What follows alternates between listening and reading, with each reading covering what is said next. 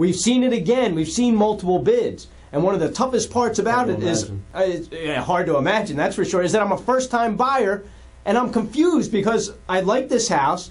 I think it's the right one, and now I got to bid over asking, or maybe not even over asking, but I have to deal with multiple bids. How should I handle it as a first-time buyer? Well, look, it goes back to something that I know we've discussed before. You've got to go with the qualitative things first.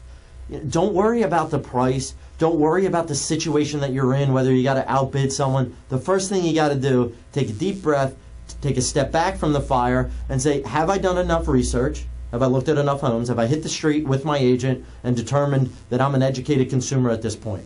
If that answer is yes, then the second question is, what's my comfort zone? What's my line in the sand? So you're going to draw a price, your highest price that you're willing to go on any property, right? And just say, I do not want to have a monthly payment above X, or I do not want to have a sales price above Y. Yeah, right? well, that's really easy for you to say. I mean, and that makes sense. But here we are in multiple bids, and now, here's my price in the sand. But then, it's like, oh, if I go $5,000 over it, I can get that one. And realistically, on a monthly basis, that's a few dollars. So, yeah, I can afford it. I mean, you're telling me all the things that make sense, unemotionally.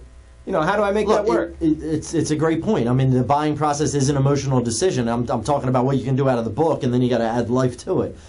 The more research you do and the more conviction you have in your decisions, the less emotion is going to be involved.